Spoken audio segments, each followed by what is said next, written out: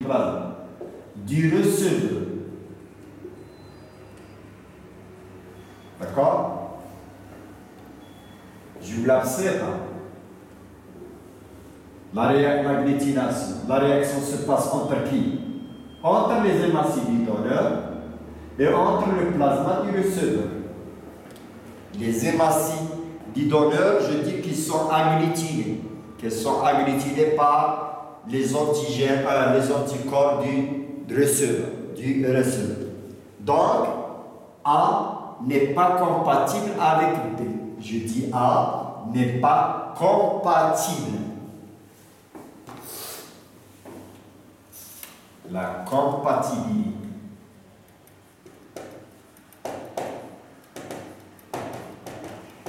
التلاؤم.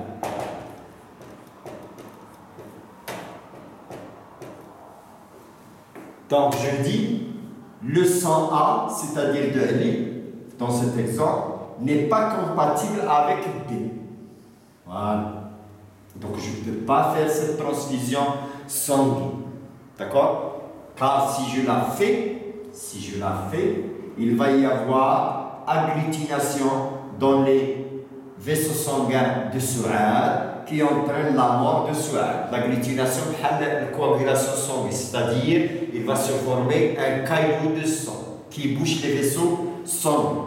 Donc, pour faire une transfusion sanguine, il faut respecter la compatibilité des groupes sanguins, c'est-à-dire éviter l'agglutination. Donc, A ne donne pas à B. D'accord? Voyons toujours Souad. On va lui donner le sang A. Par exemple, de Jamila. Donc, Jamila vers Souad. Est-ce que le sang AB est compatible avec le sang B, du groupe B? Donc, qu'est-ce qui m'intéresse? Regardez, Jamila ici, c'est le donneur. D'accord? Le donneur sera toujours le receveur. Donc, pour qu'il y ait transfusion, il faut éviter l'agglutination. On a dit l'agglutination, si elle se passe entre les globules rouges du donneur et le plasma du receveur, c'est-à-dire les anticorps. Donc, ce qui m'intéresse, c'est les globules rouges d'El-Souad. Les globules rouges d'El-Souad, voilà. Elles portent l'agglutinogène A et l'agglutinogène B, les deux à la fois. L'agglutinogène A et l'agglutinogène B. B, voilà A. Le plasma d'El-Souad. Plasma Souad, voilà. Plasma Souad, il y a les anti-A. Il y a les anti-A. Les anticorps A. Les anticorps A. Donc, si je transfuse le sang AB chez Souad, donc il y a les anticorps A et il y a l'antigène A. Donc l'anticorps A va réagir avec l'antigène. Donc il y aura une agglutination. Donc le sang le sang AB n'est pas compatible avec B. Regardons Z ou bien O. Si je prends le groupe Z de Mohamed, je vais le donner à Souad. D'accord. Donc, qu'est-ce qui m'intéresse? Je vais voir que portent les hématies de Mohamed. Il n'y a rien, ni A ni B. D'accord? Ce sont des hématies nues, si vous voulez. Il n'y a ni A, ni l'antigène A, ni l'antigène B. Par contre, dans le sang de Souad, le plasma, il y a des anticorps A. Donc, si je fais entrer le sang de Mohamed chez Souad, d'accord, voilà, l'antigène A, l'anticorps A ne trouve pas d'antigène A. Donc il n'y aura pas d'agglutination. Donc je dis 0 est compatible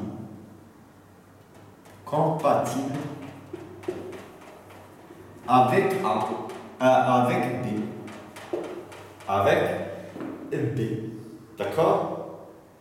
Donc, je peux transfuser 0 à. Est-ce que je peux transfuser 0 à? Oui. Choufou le. Pardon. Donc, ce qui nous intéresse, c'est Mohamed Ouad donneur. Donc, lui, où est le receveur? Donc, ce qui m'intéresse, les globules rouges de Mohamed, ils n'ont pas d'antigène ni A ni B. Le plasma de Ali, c'est-à-dire du groupe A, il y a les anti-B, il y a les anti-B, anti-B, il y a les anti-B. Donc, même si j'introduis le son 0 à A, il n'y aura pas d'agglutination. Il n'y aura pas d'agglutination. Donc je dis 0 est compatible avec A. Compatible avec A. Regardons maintenant 0 vers AB. Est-ce que 0 donne à AB? Donc ce qui m'intéresse, c'est les hématies de Mohamed. Ils n'ont pas d'anticorps, d'antigène, ni A ni B. Et ce qui m'intéresse, le plasma de AB. C'est lui le receveur. Donc ici, il y a les anticorps AB, il n'y a pas d'anticorps. Pas d'anticorps. Ni anti-A, ni anti-B. Donc, ça peut arriver que j'introduis le son 0 ou bien le son O à AB. Je dis O est compatible avec AB. D'accord?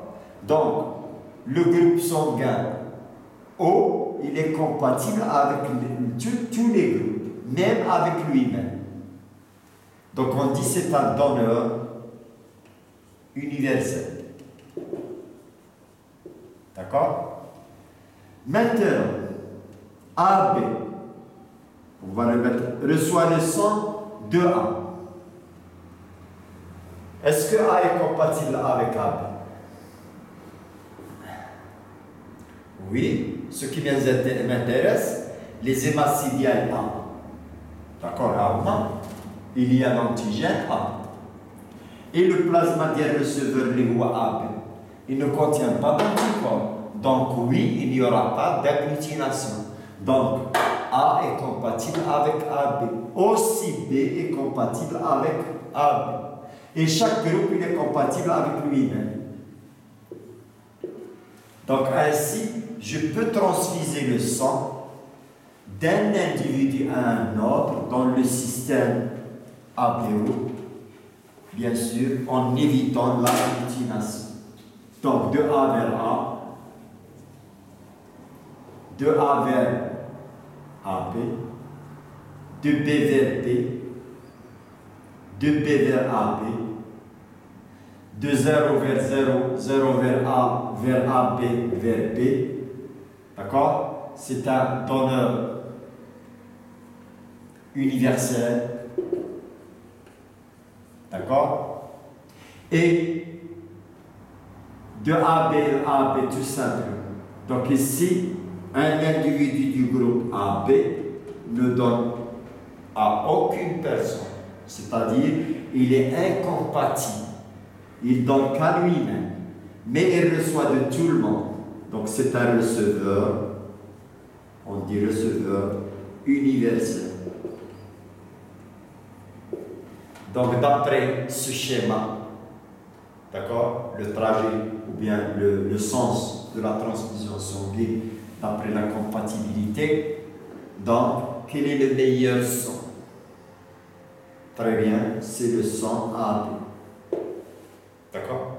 Toujours on lui donne n'importe quel sang. D'accord? On lui fait même des transfusions directes.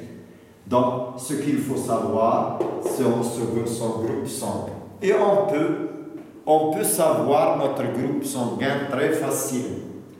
Donc, on n'a pas assez ici de... Bien, dans les hôpitaux, qu'est-ce qu'on fait? Donc, pour savoir de quel groupe sanguin je suis, comment savoir? Comment savoir son groupe sanguin? Très bien. On a dit on donne le nom du groupe sanguin grâce à quoi? Très bien. Grâce à l'antigène porté par les hématocytes.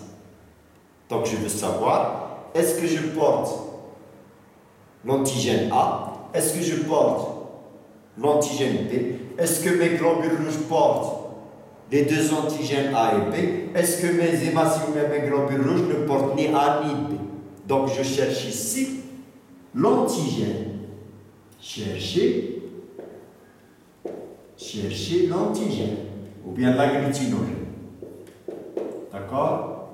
On va le chercher. L'antigène, pour le trouver, il faut le faire entrer avec l'anticorps. Donc, j'ai besoin des anticorps A et des anticorps B.